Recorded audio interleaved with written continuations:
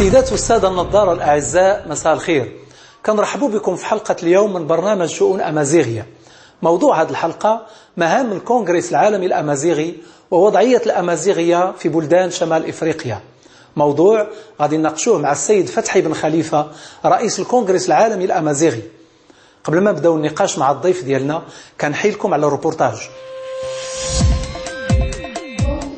برزت الحركة الأمازيغية بشكل كبير خلال العقدين الأخيرين في مختلف بلدان شمال إفريقيا، وبدات مجموعة من الفعاليات والناشطين في تقوية التواصل والتنسيق وتبذل مجهود جبار لتحقيق المكتسبات. وصبح في السنوات الأخيرة للأمازيغية حضور كيختلف عن السابق، خاصة في الدول اللي حدث فيها تغيير كبير. أصبحنا نسمع عن أمازيغ موريتانيا، من كان يسمع عنهم أمازيغ تونس. الثورة يعني حماسة الأمازيغ في ليبيا واللي حصل في ليبيا أدى بالضرورة إلى حماسة أمازيغ تونس. الأمازيغ في تونس يأخذوا المناهج الليبية ويدرسونها الآن. برامج تلفزيونية عندكم حتى في القناة الأمازيغية خرجتم برامج عن أمازيغ تونس، ففي حماس حقيقة، حماس كبير جدا في صالح الأمازيغية في تونس. كذلك في أمازيغ سيوة ومصر. التجربة الجزائرية للأسف الشديد حاول النظام الجزائري أن يطمسها، ولكن لما رأى الجزائريين باقي الأمازيغ من المؤكد ستؤثر فيهم. يعني لو كان مثلا دسترة الأمازيغية في ليبيا حصلت وعندكم دسترة في المغرب، بالضرورة النظام الجزائري يتغير. إذا كانت اللغة والثقافة الأمازيغية حاضرة على أرض الواقع ومعاشة من قبل أمازيغ تونس، فهي وجدت نفسها في ظروف ما كتعترفش بالتنوع والتعدد سواء الثقافي أو الفكري أو السياسي. لو موفمون كيبان جديد، ولكن يا دي بريميس كما نقولوا بدايات من قبل القديم شحال pendant la période de la colonisation d'après بعد l'indépendance بعد الاستقلال كاينين شي حركات، كاينين شي تحركات، مش حركات ولكن لو موفمون كما نشوفوه اليوم جديد. بعد 14 جانفي 2011 بدات شي حركه جديده في تونس، مناخ من الحريه، حريه التعبير، حريه التجمع، انشاء الجمعيات، مؤسسات المجتمع المدني. دونك المجتمع المدني ولا المجتمع التونسي كامل الى استفاد من هذيك الحركه ونجم يكون جمعيات في كل المجالات. بعد الثورة التونسية كان الأمل كبير في تغيير الفكر الإقصائي وفتح المجال للحريات والحقوق، إلا أن المجهودات اللي قامت بها الفعاليات الأمازيغية كتصطدم بانعدام الإرادة السياسية في الاعتراف بالمكون الأساسي والتاريخي للأرض وشعب تونس. راسلنا مؤسسات حكومية، التقينا بعدة مرات بوزراء وبنواب في المجلس التأسيسي وبشخصيات نافذة داخل دولة تونسية، ولكن ردة الفعل هي نفسها. كاين زوج أنواع، كان اللي كيقول اوكي فوزيت دي زامازيغ تري بيان، الله يعطيكم الصحة كتحافظوا على الهوية ديالكم وكل شيء، ولكن اون بو ريان فير بور فو، نقدروا نديروا لكم والو. راه الأكيد أن التغييرات اللي كتعرفها دول الجوار في كافة شمال إفريقيا غتأثر على مستقبل الأمازيغية بشكل إيجابي. سي فتحي بن خليفة أزول فلاك، مساء الخير. كنرحبوا بك في هذه الحلقة من برنامج شؤون أمازيغية، وكنشكرك على الاستجابة للدعوة. الكونغرس العالمي الأمازيغي تنظيم دولي ديال مازيغن اللي الهدف ديالو لم الجهود ديال مازيغن في مختلف البلدان ديال شمال افريقيا والعالم. الان بعد ما داز بواحد المرحله ديال الاهتزازات كيعيش الان مرحله ديال استقرار في العمل ديالو. شنو هي يعني العمل ديال الكونغرس العالمي الامازيغي في الراهن؟ شنو حقق منذ توليكم الرئاسه ديال هذا التنظيم الدولي ديال مازيغن؟ أزول لك دزول في يمزراين من البرنامج منك تنمرت. مساء الخير ومساء الخير على مشاهدين هذا البرنامج، شكرا على حسن الدعوة. الكونغرس العالمي الأمازيغي كما يعرف أعتقد كل الأمازيغ الآن هو منظمة نعم دولية حقوقية تعنى بتبني كل قضايا الشعب الأمازيغي، وأيضا تعنى كمنظمة بالتعريف بهذا المكون، بهذا الشعب، بهذه الحضارة أمام المجتمعات البشرية الأخرى عبر المحافل الدولية والمناسبات العالمية التي تقام وتعقد هنا وهناك. أي نعم الكونغرس العالمي الأمازيغي مر بعقبات، شأن أي تنظيم، شأن أي عمل بشري، عند كبوات، عند صحوات، عند بعض الجمود، أحيانا عند انطلاق. ولكن نتفق بأن السنوات الأخيرة، بالأخص 3 سنوات الأخيرة بعد انطلاق ما نسميه بثورات الربيع الديمقراطي، كانت الوضعية تختلف من ناحية الشكل المضمون، فبالتالي انعكست على أداء وعلى صورة وعلى شكل الكونغرس من ناحية تنظيمية داخليا، وكذلك من ناحية إشعاع في المنطقة وعلى المستوى الدولي كذلك. طبعا الأحداث كانت متسارعة جدا، بعض الأمور انقلبت رأسا على عقب في بعض المناطق التي تهم الساكنة الأمازيغية بشكل مباشر، فبالتالي الكونغرس حاول أن يجاري هذه التطورات، وأعتقد في تقديري البسيط والمتواضع أنه نجح في تغيير الكثير من المفاهيم وفي إحراز تقدم مرضي نوعا ما في التعريف والتحسيس بالقضية الأمازيغية في المنطقة وفي العالم. طبعا لا يمكنني أن أجرد بشكل سريع ما تم إنجازه إلى حد الآن، وهذا طبعا ليس بإنجاز مستقل، ولكن هو عبارة عن امتداد لما قام به رفاقنا في السابق من تأسيس الكونغرس إلى حد الآن. ولكن في الآونة الأخيرة نعم، الكونغرس أصبح له وجود حقيقي، أصبح له خطاب مؤثر وفاعل في الوسط الأمازيغي.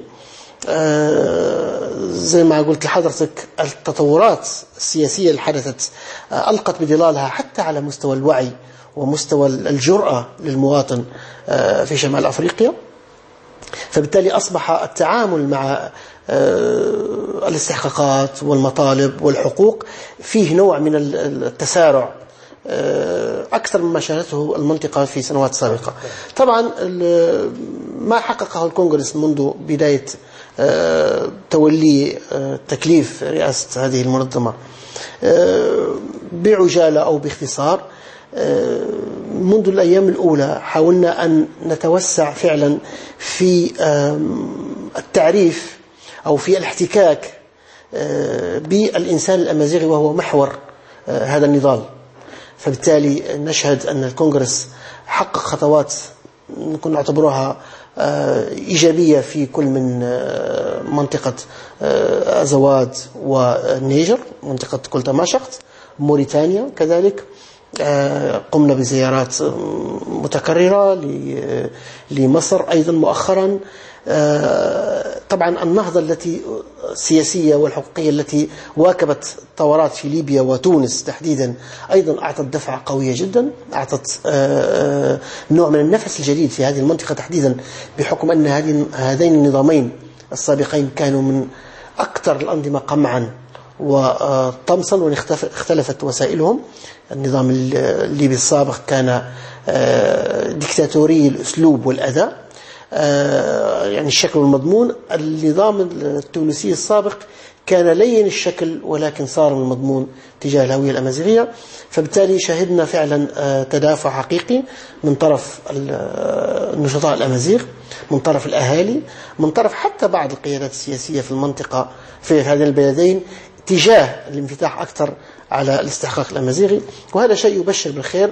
ونحن نسعى يعني إلى تطوير هذا الزخم وتأطيره فيما يحقق توازن لكل المنطقة، لأن نحن دائما نقول أن التعامل الإيجابي مع الاستحقاق الأمازيغي هو عامل بناء، هي خطوة إلى المساندة ورافد من روافد تكوين الأمة بالشكل الصحيح، ولم تكن في يوم من الأيام ولن تكون عقبة. فالمعطيات ما زالت تتسارع، والأحداث أيضا تتسارع، والنتائج أيضا تتراكم. وأنا شخصيا متفائل جدا، ويعني أتوقع أن سيكون هناك تغيير جذري في تعامل كل دول شمال أفريقيا مع الطرح والشأن الأمازيغي. يعني ما بعد الانتفاضات الشعبية اللي عرفتها عدد من دول شمال أفريقيا، هل ترون من موقعكم كرئيس الكونغرس بأن السياق الراهن يسمح أكثر من سابق ب يعني التفاعل والتبادل بين الأمازيغ ويسهل بالتالي عمل الكونغرس، أم أن عمل الكونغرس أصبح أكثر صعوبة في السياق الراهن؟ بحكم أن الكونغرس أساس عمله ينطلق من القاعدة الشعبية، فأنا أرى نعم هناك دفعة حقيقية جديدة، مع أننا نلاحظ أن الأنظمة أو عقليات الأنظمة الحاكمة لا زالت حبيسة الأيديولوجية السابقة، سواء أيديولوجيات قومية أو قوالب قومية أو قوالب عقائدية. ولكن التغيير الحقيقي حدث في الشارع، حدث في القاعدة، وهذا هو الرهان الحقيقي على هذه القاعدة، على هذا الشارع. فعلا زي ما ذكرت سالفا أن هناك حراك شعبي تلقائي وغير مؤطر، وهو أحيانا حتى بيكون عشوائي وغير منظم، ولكنه معبر حقيقة أن الناس فعلا تطلعاتها إلى الحرية، إلى التعبير عن ذواتها بشكل ذاتي مش بشكل رسمي أو بشكل مؤدلج. الواقع في منطقة شمال أفريقيا يبين لنا أن الإنسان البسيط يعيش واقع حالتين متناقضتين: حالة رسمية بتبني سياسات وهوية وصفة أيديولوجية لا تنعكس في الواقع، والواقع المعيش. الإنسان الشمال أفريقي يعيش بفطرته إنسان شمال أفريقي، الليبي والتونسي والمغربي والجزائري يعيش كما هو في سلوك حياته، في سلوكه، في أذواقه، في تعامله مع الآخر، ولكن يصطدم بما هو رسمي يجعل من حياته فيها نوع من التناقض، لأن ما هو رسمي لأنها دول عربية ودول تنتمي إلى تنظيمات عربية وكذا تتعارض وتتنافى، يأخذ بعين الاعتبار المعطى بالضبط الواقع المعاش. الشمال الأفريقيين كلهم يعيشون واقع حضاري أصلي وصميم، ولكنهم لا يتأملون ولا يتمعنون فيه، لأن هناك غلبة للإيديولوجيا الرسمية على تماما. فبالتالي حاليا الأنظمة أعتقد لا زالت رهينة، أو النخب السياسية التي تتصدر المشهد الرسمي لا زالت أسيرة هذه الأيديولوجيات، ولكن التغيير وقع في الشارع، وسنرى تراكمات إيجابية في هذا الإطار ستبشر بكل خير، أن هذه الناس ستسترد هويتها الحقيقية بكل تنوعها، بكل روافدها، بكل أبعادها، لا إقصاء لأحد، ولكن سيكون هناك تعبير حقيقي يعكس واقع الشارع. على ذكر دينامية الشارع، يعني الكونغرس عمله كان هو التعامل مع الجمعيات التي يضمها، والتأثير في النخب والتأثير في الأنظمة بالضغط سواء من الداخل أو من الخارج. أي علاقة الآن له مع الناس في بلدان تمازغة؟ هل للكونغرس خطة للتحرك ميدانيا للاقتراب أكثر من الشارع؟ تماما. هو طبعا الكونغرس يتحرك وفق قانون الداخلي ونظمه ولوائح الداخلية، وطبعا هذه شيء غير مقدس أو غير جامد، يعني بمعنى أنه لا يتغير ولا يتطور. احنا لاحظنا فعلا مثلا أن التمثيلية الحقيقية للكونغرس في السابق كانت متمثلة في جمعيات، فبالتالي شعرنا بأن هناك نقص أو عدم توازن في تمثيل الرأي الأمازيغي بشكل عام أو التطلع الأمازيغي بشكل عام. فبالتالي نعمل الآن بشكل جدي على أساس تعديل اللوائح الداخلية، بحيث أن لا نقصي المستقلين، لا نقصي التيارات الغير جمعوية. هناك تيارات سياسية فاعلة أيضا وصادقة في طرحها للمعطى الأمازيغي، هناك تيارات مساندة ومتعاطفة مع الطرح الأمازيغي أيضا يجب أن نفقدها أو نبعدها عن الساحة. هناك الكوادر الطلابية والشبابية في مختلف المجالات، سواء كانت الفنية أو الرياضية، أو هذه طاقات وهذه أيضا مكملات للمشهد الثقافي والحضاري الأمازيغي، لا يجب أن يستثنى في هكذا تمثيلية أو منظمة دولية.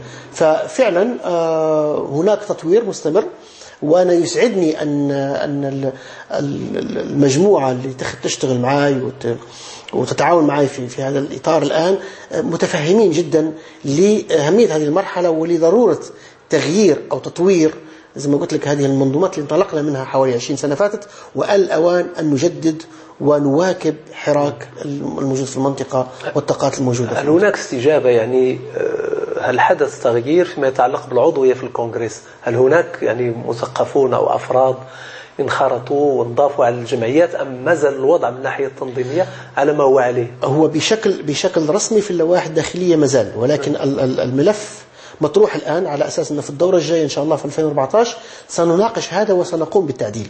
ولكن بحكم أن الرئيس يملك صلاحيات استثنائية لتعيين من يراه مناسب كمستشارين وكمساعدين في مجالات مختلفة، أنا استباقا للزمن نوعا ما استغلت هذه الصلاحيات وعينت أكثر من شخصية مستقلة في مجالات متعددة. مثلا في ملفات التعاون مع المنطقة، عندنا الآن مستشار في الملف الأمازيغي بمصر، وهذا أمر جديد. هناك عندنا مستشار أمازيغي في ملف سبتة ومليليا، بحكم أن سبتة ومليليا ولها وضعية خاصة. في السابق كانت تعتبر في الدياسبورا، تعتبر من مكونات المهجر، مكونات أمازيغ في المهجر، وهذا طبعا يتناقض مع الواقع الجغرافي وحتى الاجتماعي الموجود. أمازيغ سبتة ومليليا موجودين في أرضهم، فبالتالي ولكن هم خارج السيادة السياسية للمغرب مثلا كظرف حالي، فبالتالي يجب أن نتعامل معهم بشكل يراعي هذه الخصوصية. فقمنا بتعيين مستشار خاص بملف سبتة ومليليا. كان أيضا هناك بعض المناطق المجاورة جغرافيا بتمازغة أو ما يسمى بالاتحاد المغاربي أو شمال أفريقيا، هناك قبائل تماس أو مناطق تماس زي دارفور، زي زغاوة تشاد، زي التبو. هذا جزء تاريخي مهم في محتك بالمكون الأمازيغي، ولهم لدينا حظوة خاصة أو احتكاك خاص، فالانفتاح عليهم والتحاور معهم جزء أساسي أيضا يجب أن يكون من مهام الكونغرس. ولهذا عيننا مستشار في ملف التبو والزغاوة. عينت مثلا مؤخرا مستشارة في المجال الإعلامي من خارج المكتب الفيدرالي، وهي بالمناسبة من أمازيغ تونس ومن نشاطات الإعلاميات الجادات جدا. تطوير وتحديث وتشبيب الأطر هو من سياساتنا، وأعتقد أن خطونا خطوات إيجابية بحسب الإمكانيات المتوفرة. هناك جديد بالنسبة لمختلف بلدان شمال أفريقيا في موضوع الأمازيغية. مؤخرا كانت لكم زيارة لمصر، معنا ما هي المعطيات الجديدة بالنسبة لأمازيغ مصر أو الأمازيغية في مصر؟ الناس لا في المغرب ولا في البلدان الأخرى لا يعرفون الكثير، بل هناك من عندما تحدثه عن وجود أمازيغية في مصر يندهش ويستغرب. ما نتائج زيارتكم كرئيس الكونغرس لمصر في موضوع الأمازيغية؟ طبعا ربما الجميع يعرف أن في مصر هناك ساكنة ناطقة بالأمازيغية في واحد سي وبعض الواحات المجاورة لها، وهناك أيضا طبعا نسبة قليلة من الناطقين بالأمازيغية موجودين في المدن الكبرى زي الإسكندرية والقاهرة، منهم من ينحدر من هذه المناطق ومنهم من ينحدر من مناطق أخرى. ولكن ربما الذي لا يعرفه الكثيرون أن أكبر قبائل الصعيد المصري الغير ناطقة بالأمازيغية مثل قبائل هوارة مثلا هم أمازيغ، ونخبهم الثقافية ونخبهم السياسية يعترفون بهذا ويفتخرون بهذا. يعني هل هناك وعي بهذا الانتماء؟ نعم هناك وعي حقيقي جدا، وهناك كتابات مهمة جدا ربما نغفلها لأشخاص مهمين في مصر تصب في هذا الإطار، تصب في المرجعية التاريخية أو المرجعية الحضارية والثقافية لهذه المناطق. فيه بعض حتى الأعمال الفنية، مسلسلات وبعض الأفلام تتطرق إلى هذا بشكل غير موسع، ولكن بلمسات فنية ومتخصصة أو بارعة في التقاط بعض شذرات التلاقي. هذا يجب أن يستثمر ويجب أن يتطور، لأننا أشقائنا في مصر هم أشقائنا جغرافيا شئنا ما أبينا، ولا يستطيع أحد أن يغير من الجغرافيا شيء. هم امتداد ونحن أيضا لهم امتداد. يعني هوارة في مصر هم امتداد لهوارة في ليبيا. تمام نعم. وكبار السن في هوارة وأغلبهم أميين، ولكن توارثوا شفويا علاقاتهم التاريخية مع قبائل هوارة في شمال أفريقيا، وهم إلى حد الآن حتى في سلوكهم الاجتماعي وعاداتهم وتقاليدهم هناك سلوكيات زي تويزة زي موجودة لحد الآن في قبائل هوارة في الصعيد. والصعيد المصري أغلبة أو معظمه يعرف هذه الحقائق. زيارتنا الأخيرة لمصر باختصار أن بفضل مجهودات المستشارة العزيزة أماني مشاحي استطعنا أن نكون مركز مزران للثقافات المحلية، ومزران بالمناسبة هي كلمة مصر بالأمازيغية. ودشن هذا الاحتفال موقعه أي؟ في القاهرة نعم في العاصمة، وهو مركز إلى جانب توجه أو خطة في الحفاظ على التراث الأمازيغي في مصر، يضم أيضا ويحضن كل الأقليات الموجودة في مصر.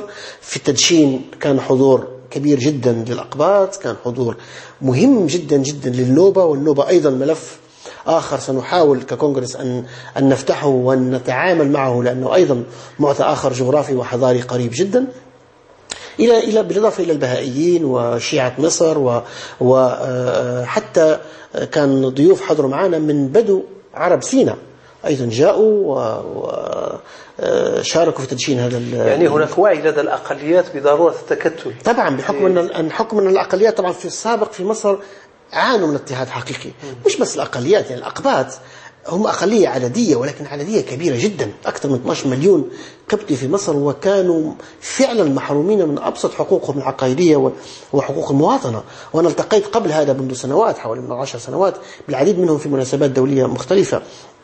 ولحد الآن مع أن دورهم الإيجابي في ثورة 24 في ثورة يونيو يناير، وتضحياتهم المحسوبة عليهم بشكل وطني إيجابي، إلا أنهم في الدستور الأخير الإعلان الدستوري هم وكل الأقليات الأخرى، ولم ينالوا من حقهم في المواطنة تقريبا إلا كل ما هو شكلي. فبالتالي معناه أن الدستور رغم أنه تمخض عن ثورة لم يكن في مستوى الثورة. ولهذا أرجع إلى ما قلت السابقة أن الأيديولوجيات التي تتصدر المشهد ما زالت رهينة للسابق، للماضي الرجعي. فلهذا نرى تجدد الحراك وتجدد ما يسمى بالثورات كما حدث في مصر، لأن لا أعتقد أن أحد سيرضى أو الشارع ما زال سيرضى أن سيرجع خطوات الوراء، أو سنرجع في سياساتنا إلى المربعات الأولى في التعامل مع مشاكل مصيرية، سواء كانوا أقليات أو المرأة أو حرية المعتقد أو الديمقراطية بصفة عامة وحرية التعبير. فزيارتنا لمصر أنا أعتقد أنها تاريخية، على الأقل تاريخية بالتعريف المعاصر بالنسبة لحراكنا. هناك فعلا اهتمام حتى سياسي كبير من النخب السياسية المصرية، الأحزاب والصحافة والباحثين. الشأن الأمازيغي في مصر أصبح ينظر له بجدية بحكم زي ما قلت لك الجوار، وبحكم أن هناك نسبة ولو كانت بسيطة عدديا الحقوق لا تقاس بالأرقام، ولكن هناك فعلا انفتاح واهتمام حقيقي بالأقليات وبموضوع الأمازيغ في مصر من داخل مصر. يعني من الممكن لهذا المركز إذن أن يكون مصدر إشعاع يؤدي إلى أن يصبح المطلب الأمازيغي في مصر أكثر بروزا؟ أكيد تماما. وأنا سأعدك بأنه في القريب العاجل وفي إطار التغيرات السياسية الحادثة في مصر سنرى انفتاح أكثر وعلى مستوى عالي جدا على الأقليات في مصر بشكل عام وعلى الأمازيغ بشكل خاص. وهذا يعني من منطلق هذه التطورات اللي صايرة حاليا وبعد تدشين مركز مزران للثقافات المحلية. في تونس يعني الأمازيغ رغم الثورة لم يكن لهم ظهور قوي إلا في جمعيات قليلة أو بعض المجموعات الغنائية، لكن ظهر بأن هناك نوع من المقاومة لهذا يعني الصحوة الأمازيغية في تونس. هل أمازيغ تونس أقلية صغيرة لا يسمح لها الحجم بأن تظهر بالقوة المطلوبة؟ الإيجابي في الأمر سواء في تونس أو في غيرها وبالذات في تونس أن الطرح الأمازيغي والهوياتي لا يقتصر على النخب أو الفئات الناطقة. بمعنى في تونس الآن نعم هناك فئة مهمة جدا في الجنوب تتحدث الأمازيغية. أنا قمت بزيارة ميدانية لتونس وتقريبا زرت كافة المناطق الناطقة بالأمازيغية. هناك حراك جمعوي جيد جدا، هناك وعي شعبي أيضا يتزامن مع الوعي بصفة عامة مع انتفاضات المنطقة، وهناك أيضا النخب الغير ناطقة والغير قاطنة في هذه المدن أو القرى الصغيرة النائية في الجنوب، موجودة في صفاقس، موجودة في جربة، موجودة في تونس العاصمة، ولكنها تتبنى الخطاب الأمازيغي من منطلق الهوية التونسية بشكل جاد وبشكل يتجاوز حتى الشكل التقليدي الجمعوي اللي ممكن أغلب الجمعيات تدور في فلكة.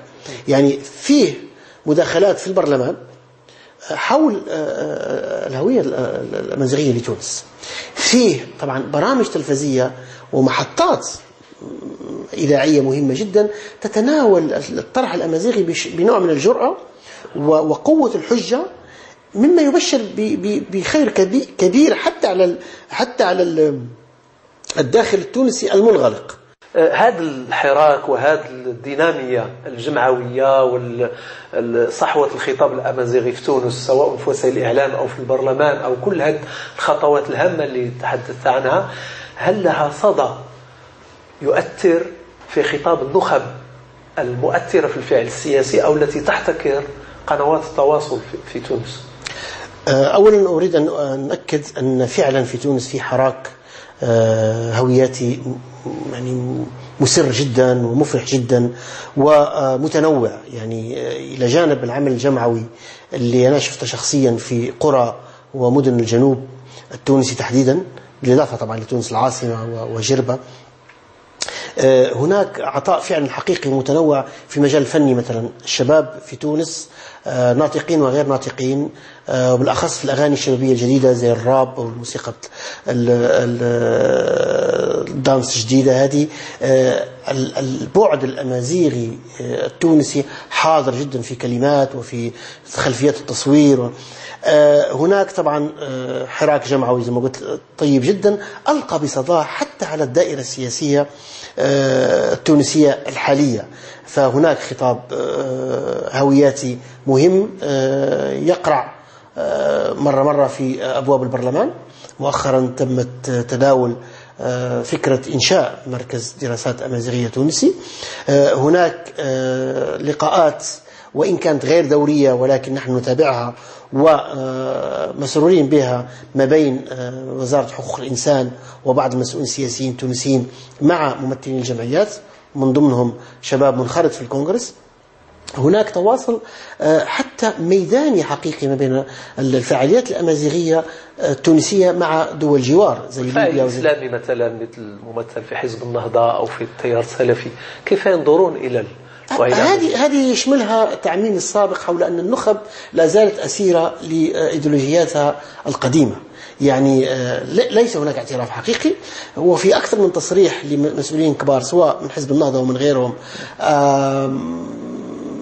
دائما يستثنى أو يستبعد البعد الأمازيغي أو العمق الأمازيغي في الهوية التونسية. أنا شخصيا جلست مع ناس من حزب النهضة ومع مسؤولين سياسيين فيها واستشفيت من خطابهم أنهم ما زالوا بعيدين كل البعد عن الطرح الأمازيغي كما هو موجود في الساحة.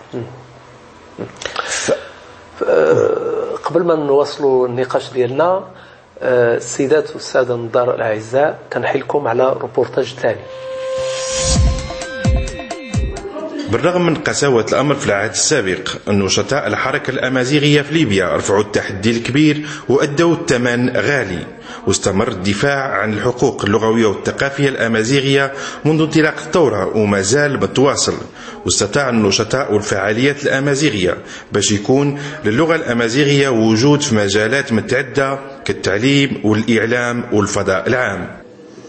المسار العاطفي للحركة الأمازيغي في ليبيا تم اختصاره واختزاله في مدة قصيرة جدا، لأن كل الشعوب باش تنتقل وتجهز نفسها عاطفيا للانتقال إلى مرحلة من مرحلة لمرحلة تحتاج إلى مدة.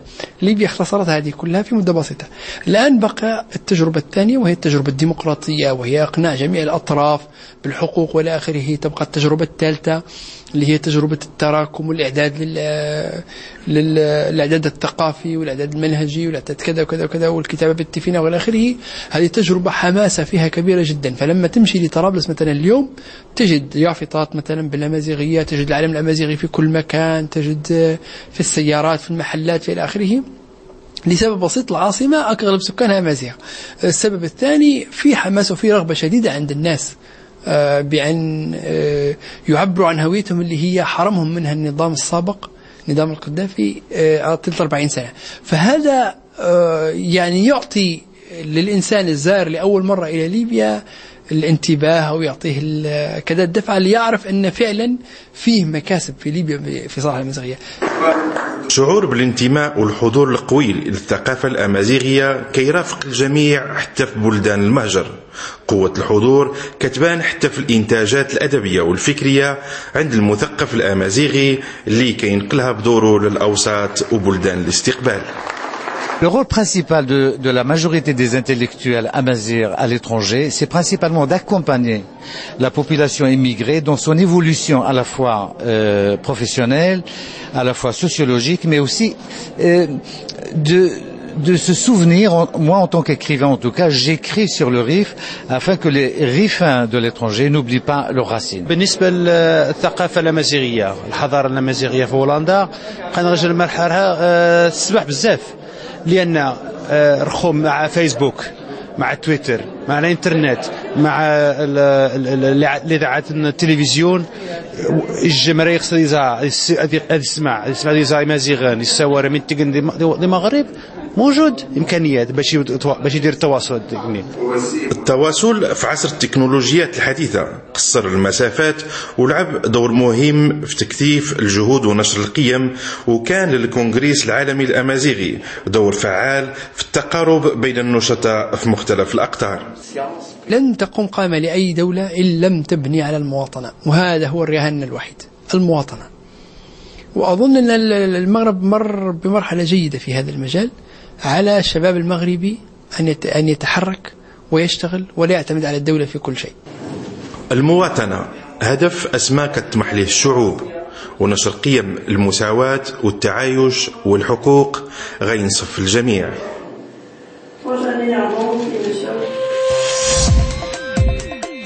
سي فتحي، الكونغرس كان عنده دور أيضا في أزواد في المرحلة اللي كان فيها يعني تصادم كبير بين الحركة إيمينيلا وبين التيار السلفي المسمى أنصار الدين، وقبل التدخل الفرنسي.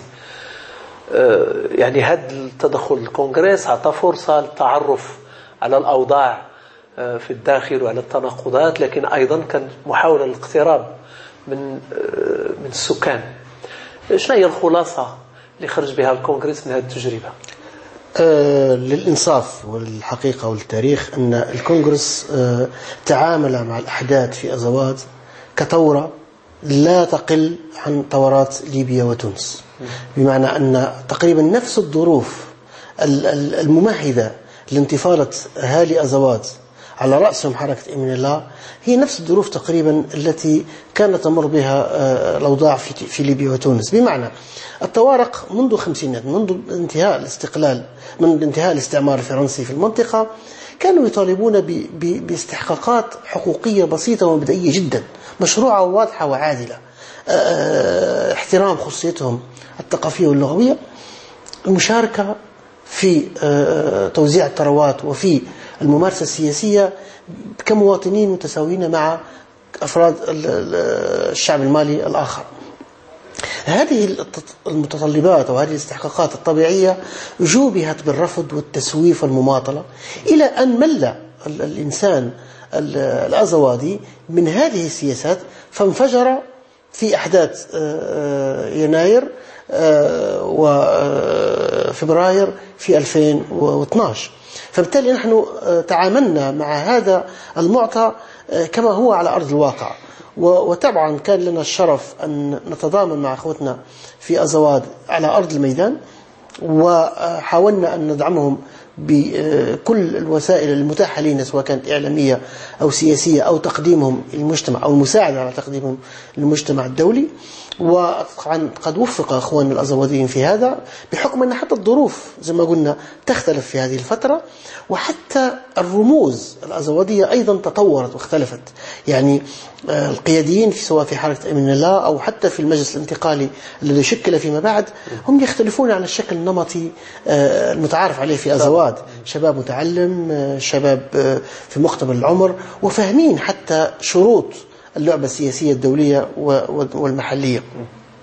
فالأوضاع الآن في أزواد أصبحت أكثر استقرارا، وحتى التعامل الدولي مع استحقاقات الشعب الأزوادي تجاوزت ذلك المنظور التقليدي أن تمرد وأن كفاح مسلح فقط من طرف أفراد يتبنون خطاب الجماعة بالضبط، وأنهم انفصاليين، وأن هناك حتى تشابك بين أو تداخل بين قضايا مهمة زي التهريب زي الإرهاب مع استحقاقات الشعب الأزوادي. هذه الأمور كلها تجلت وأصبحت واضحة. والآن حتى هو بالمناسبة نداء لكل الطاقات البشرية والضمائر الحية، من يريد أن يساعد أزواد حاليا هذه فرصة مواتية. الآن المطارات مفتوحة، الممرات آمنة، التواجد الدولي موجود سواء كان عن طريق الأمم المتحدة، ممثلين الأمم المتحدة، أو حتى القوات الفرنسية. هناك استقرار حقيقي أمني حقيقي في المنطقة بعد تقريبا اختفاء مظاهر تسلح الجماعات الإرهابية في المنطقة. فمن يرى في نفسه قدرة أن يساعد هؤلاء الناس لا زالوا يمرون بمحنة إنسانية مهم يعني قوية جدا ومنهكة لمجهود القائمين على استقرار الوضع في أزواد. هناك مازال لاجئين، أطفال ومسنين ونساء موجودين في المخيمات سواء في موريتانيا أو في النيجر أو في حدود بوركينا فاسو، يحتاجون فعلا لمساعدات إنسانية مهما كان شكلها ومهما قد تتراءى لنا احنا بسيطة. فنرجو من الجميع التكاتف والتكافل من أجل تقديم هذا العون، والكونغرس يفتح صدره بشكل رحب جدا والمساعدة في هذا الإطار بكل ما يمكن أن يفيد المعنيين وهم المدنيين بالدرجة الأولى. وأنا أعتقد أن بحكم المعطيات السياسية الموجودة معنا نحن لا نتدخل في اختيارات الشعب الأزوادي، وإن كن نساند، وهذا شيء واضح ولا نخفيه، نساند في كل الخيارات التي يختارها مع تحفظنا أن لا نتدخل في أي شأن داخلي. لازلنا نقوم بدورنا وواجبنا، وعندنا في القريب برامج مساعدات غذائية وتعليمية لأطفال الأزواد، ونتمنى التكافل من كل أصحاب الضمائر الحية وبالأخص من الأمازيغ بحكم أن هذا جزء منا. يعني بإيجاز شديد، يعني ما الذي غير موازين القوى في فترة معينة لصالح الإسلام السلفي السياسي المسلح، بينما حركة أمين الله هي التي انطلقت في انتفاضتها المسلحة، مع العلم أن التيار السلفي ليس له امتداد شعبي بسبب الغلو في الدين، والتيار أمين الله كان له هذا الامتداد. ما الذي غير يعني موازين القوى بسرعة واضطر يعني الوضع كله إلى تدخل أجنبي؟ نرجع مرة ثانية للأحداث التي صارت في المنطقة. القضية الأزوادية وقضية الطوارئ بصفة عامة قلت ما شقت أكثر من أضرها هي بعض الأنظمة الديكتاتورية العسكرية الموجودة في المنطقة، وعلى رأسها النظام المنهار في ليبيا القذافي. الإشكال الأزوادي ليس شيء يستعصى حله، بالعكس زي ما قلت لك أنا بكري هي مستحققات مشروعة وحقوق مبدئية. لا أعتقد أن أي حد صادق وجاد وله القدرة السياسية أن يعجز عن حلها، ولكن هي كانت تستعمل كورقة ضغط وورقة تلاعب بين أنظمة عسكرية في المنطقة من أجل فرض هيمنة أو فرض شروط لها هي ولمصلحتها ولأجندتها. هذا العامل تغير الآن. النظام الليبي أصبح في حكم الماضي، لا يمكن لأحد أن يتعامل مع القضية الأزوادية في ليبيا بهذا الشكل، لأن الامتداد الطوارئي موجود في ليبيا كما هو موجود في النيجر وموجود في الجزائر. الوعي زي ما حكيت لحضرتك أن الأطراف الآن المعنية بالشأن السياسي الأزوادي هي أطراف متعلمة، أطراف تعي اللعبة جيدا، تفهم، خطابها قوي، حجها متينة. فبالتالي النظرة التقليدية حتى في المنتظم الدولي أو بالأخص في المنتظم الدولي حاولوا أن يقاوموا قبول أمر الواقع أن الأمور تغيرت والظروف تغيرت والمعطيات تغيرت، ولكن في الآخر رضخوا بحكم أن النتائج الميدانية كانت تزكي طرح الإخوة في أزواد، وحتى الماليين في داخل في عقر دارهم. يعني سواء كانوا الإنقلابيين السابقين وإحنا كنا عندنا بهم تواصل شبه مباشر، وكذلك السياسيين حاليا أصبحوا يفهموا أن المالي لن ترجع كما كان في السابق. هناك معطيات حقيقية وهناك شروط موضوعية يجب على كل عقلاني أن يقبل بها، وهذا ما يحدث الآن وإن كان تدريجيا، ولكن على المدى البعيد ستكون الأمور إيجابية أكثر. أمازيغ ليبيا شاركوا بقوة في إنجاح الثورة ودخلوا طرابلس مظفرين ومسلحين بعد 42 سنة من القمع الوحشي لنظام لم يكن يعترف بوجودهم. بعد هذا بدأ مسلسل إثبات الوجود وانتزاع شرعية وجود الهوية واللغة الأمازيغيتين في ليبيا. كان هناك لقاء الاستحقاق الدستوري لأمازيغ ليبيا، واللي كان بمناسبة رأس السنة الأمازيغية يعني خلال هذا مطلع هذه السنة، واللي كان عنده إشعاع مهم داخل ليبيا.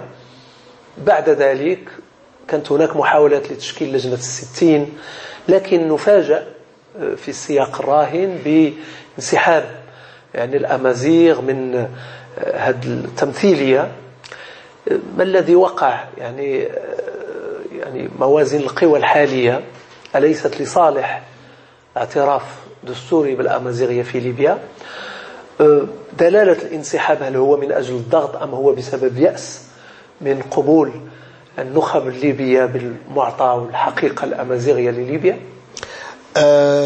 هنا يمكن أن نستهل بالقول المتداول أن التاريخ يعيد نفسه. طرابلس لم تتحرر لأول مرة فقط على أيدي الأمازيغ. طرابلس كعاصمة كمدينة حضارية حتى في السابق رزخت تحت حكم استعمار، وكانوا الأمازيغ هم السباقون لتحريرها ونجدتها. وبنفس الشكل الحاصل حاليا تم من بعد فترة زمنية قصيرة جدا تم تجاوز استحقاقات الأمازيغ وتضحياتهم إلى محاولات فرض سياسة أمر الواقع بنفس الأيديولوجية التي اكتوينا بها في السابق. الإشكال الحادث الحاصل في قانون مشروع قانون انتخاب لجنة 60 خير دليل على أن لم تتغير العقليات وأن تغيرت الأوجه. دور أمازيغ ليبيا في هذه الثورة واضح جدا ولا ينكره إلا جاحد ولا يقلل من شأنه إلا كل جاحد، ولكن النتائج لا تتماشى أو لا تتوازى مع حجم التضحيات. هناك محاولات حقيقية وإن كانت غير جهورية الخطاب تحاول أن تعيد الأمور إلى نصابها، بمعنى تجاوز أو اللف حول استحقاق الأمازيغي بشكل مباشر وإعطاء شيء من الترضية أو جرعة تسكين للشباب الأمازيغي من أجل احتواء استحقاق المصيري. وهذا طبعا لن يتأتى، لأن أيضا نرجع أن الظروف تغيرت، وعلى كل صانع قرار سياسي في المنطقة، وهذه مناسبة ربما قد يسمعنا فيها بعض الساسة المؤثرين، الأوضاع لم تعد كما كانت، الظروف ليست هي نفس الظروف، حتى الناس والعقليات والأفكار ليست هي ذاتها. فبالتالي وفي صالح الجميع أن نتعظ ونتداول حقيقة شكل جديد للتعامل والتآخي وقبول بعضنا البعض. الاستحقاق الدستوري في ليبيا شيء مصيري بالنسبة للأمازيغ. موازين القوى تقريبا شبه متساوية بين جميع الأطراف الليبية، وليس هناك مصلحة لأي طرف أن يحاول أن يفرض هيمنته أو شروطه أو حتى رغبته على الآخر، لأن الآخر لم يقبل ما لم تكن مظلة المساواة هي التي تعم الجميع. الأمازيغ في ليبيا لا يطلبون أي شيء إلا المساواة، لا يريد أن يكون أمام حد، ولكن لن يرضون أن يكونوا وراء أي حد. كتف بكتف مستعدين نبني ليبيا كما بنيناها، وأن نحميها وندد عنها كما حميناها. إلى أي شيء يعود هذا الجمود الإيديولوجي لدى النخب الليبية المؤثرة، بمعنى ثورة شعبية شارك فيها الجميع، سقوط نظام من أعتى الأنظمة الدكتاتورية متسلطة، ورغم ذلك بقيت أيديولوجيا النظام السابق مهيمنة على النخب، ورغم أن موازين القوى تغيرت. هناك معطى السلاح الآن موجود في كل الجهات، وجود يعني مناطق مسلحة، مطلوب أن يغير جوهريا موازين القوى والوعي، وعي الناس أيضا بضرورة التكتل لبناء ليبيا جديدة. لماذا لم يحصل هذا التغيير الجذري في وعي النخب الليبية؟ نظام القذافي في حد ذاته هو نتيجة لهذا التراكم الإيديولوجي الطويل المدى، فبالتالي من الصعب تغيير الأفكار في وقت وجيز. تغيير الأشخاص سهل، ولكن تغيير الأفكار يحتاج إلى وقت، ونحن نعي هذا ونتفهم جيدا. بمعنى أن إذا كانت الثورة قطيعة من الناحية السياسية مع نظام، فالقطيعة في مجال الأفكار والمواقف والإيديولوجيات يحتاج إلى تغيير ذهنيات على مدى. تمام. هذه مش خصوصية خاصة بالثورة في ليبيا، بل هي أعتقد معطى تاريخي ينطبق على الكثير من الثورات في العالم. هذا يرتبط أيضا بدينامية الحراك والشعب والنقاش العمومي في ليبيا. تمام. هل هناك نقاش عمومي في ليبيا حول الأمازيغية؟ هناك نقاش حقيقي في الشارع، وهناك أيضا حتى قبول شعبي. الرفض الآن أو التسويف نلحظه أو نستشعره من النخب السياسية، أما في الشارع رجل الشارع البسيط لا يرى ضير في الاعتراف باللغة الأمازيغية كلغة رسمية إلى جانب العربية، الاعتزاز بالهوية الليبية، لأنه زي ما قلنا في بداية هذا اللقاء هو يعيش هذه الحالة الحضارية، يعيشها بفترته، فلا يرى من بد أو من مانع بأن تتضمنها صيغ الدستور لتشرعها وتحميها وتوعي الناس بها. النخب هي العرقلة، وهي طبعا هذا معطى دائما متكرر. دائما مشكلتنا مع النخب وليست لنا أي مشاكل مع القاعدة الشعبية. هل كان للقاء الاستحقاق الدستوري لأمازيغ ليبيا هل كان له امتداد على مستوى التواصلي والإشعاعي بعد وقوعه؟ تماما، طبعا أكيد. هو اللقاء وبكل تواضع كان مبهر جدا من ناحية التنظيم ومن ناحية الكم الهائل من الشخصيات والأوراق البحثية التي قدمت فيه. كان خطاب واضح جدا، وهو الآن مرجعية. البيان الختامي للملتقى الاستحقاق الدستوري هو مرجعية للمجلس الأعلى لأمازيغ ليبيا، بمعنى مرجعية لكل الأمازيغ في ليبيا، بمثابة الخط الأدنى لاستحقاقات الأمازيغ في ليبيا. على مستوى حتى الدولي أعتقد غير الكثير من المفاهيم وكثير من الرؤى للوضع الداخلي الليبي. الكثير من الناس طبعا حضروا من مختلف تقريبا التنظيمات والأصقاع الدولية، فهم الجميع أن أيضا مكونات الحقل السياسي الليبي حضرت أيضا تماما، كل تيار ديني وكل كل الكتل السياسية وكل الكتل حتى يعني التشريعية، سواء أعضاء المؤتمر الوطني والتنفيذية سواء رئيس الحكومة ووزرائها، كلهم جاءوا وحضروا وسمعوا بإنصات وفهموا الرسالة التي تتضمنها. يعني أول مرة يحدث لقاء مثل هذا بهذا الشكل. نعم، بهذا الشكل أول مرة. وأعتقد مش بس فيما يتعلق بالأمازيغية، بل هو أكبر حدث سياسي حقيقي حدث، يمكن نقول لك، وتحمل المسؤولية. وهذا تحول نوعي في يعني نضال الأمازيغ في ليبيا. هو من الناحية التنظيمية وحتى من ناحية المضمون هو كان خطاب راقي جدا، حضاري سلمي وواضح جدا، وبدون يعني كواليس أو تغطيات أو عبارات رنانة. كان واضح، الرسالة كانت واضحة. دستور يساوي بين الجميع، الليبيين نحن سندة ونحن من يحميه ويدافع عنا. خلاف ذلك لا يعنينا الأمر. يعني أمازيغ ليبيا لم ينتظروا بطبيعة الحال الدستور، لم ينتظروا أن تنبني الدولة الوطنية الجديدة ما بعد الثورة لكي ينطلقوا في يعني تدبير شؤونهم في مناطقهم وإقرار الأمازيغية في الواجهات العمومية وفي التعليم وفي الإعلام، حصيلة هذه الدينامية. طبعا هذا كان من منطلق أن لكل ثورة خصيتها.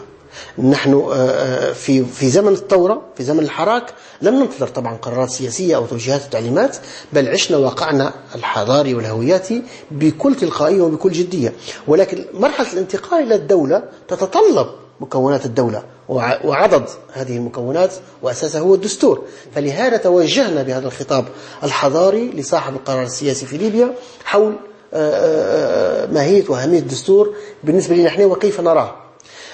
محصلة طبعا الحراك الثوري أو الثائر في فترة الثورة بالنسبة للأمازيغ كان طبعا حراك مهم جدا، ونتائجه كانت باهرة جدا. وأنا قلت في أكثر من مناسبة ليس تقليلا من شأن أحد، ولكن ربما ما حققه الثوار الليبيين الأمازيغ في ليبيا في فترة السنتين يضاهي تقريبا أو على الأقل يحاكي ما تحقق في بعض دول الجوار على مدى 30 و40 سنة.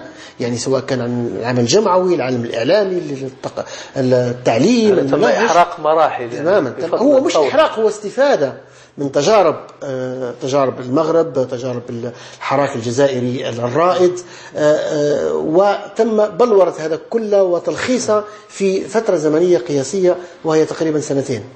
يعني في حالة ما إذا لم يؤتي هذا الحراك الأمازيغي يعني ثماره في تغيير ذهنية النخب، وتمخض كل هذا عن دستور لا يعترف بأمازيغية ليبيا، كيف تقرأ يعني سيناريو؟ بكل ثقة أنا شخصيا أرى أن لن يكون هناك حديث عن ليبيا أو عن دولة ليبيا إذا لم يكن هناك دستور يساوي بين الجميع.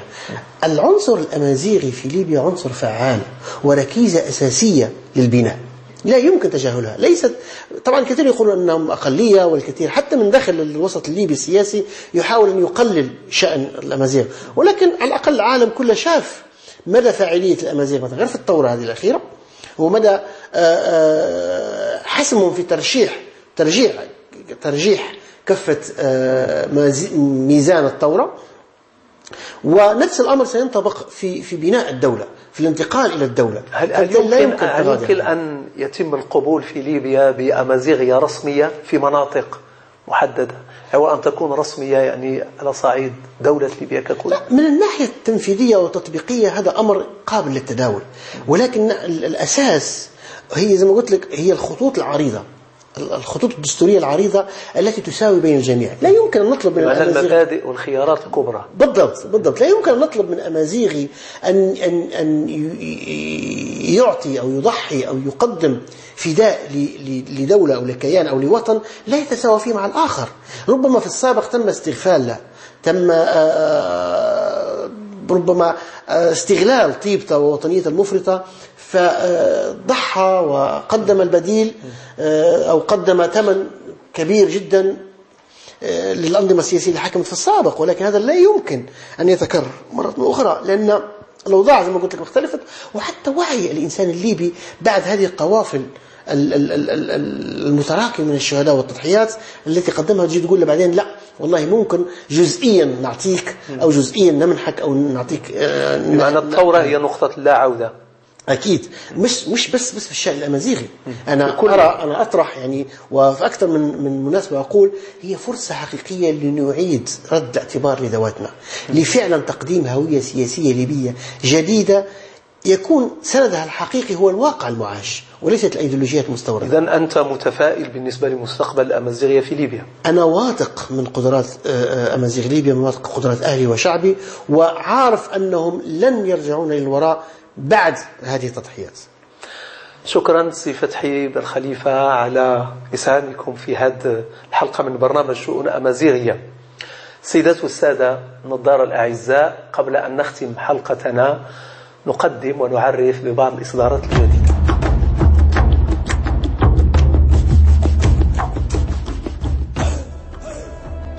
من بين الإصدارات الجديدة كتاب مصطلحية الاتصال السمعي البصري، وهو من إصدار مركز التهيئة اللغوية بالمعهد الملكي للثقافة الأمازيغية.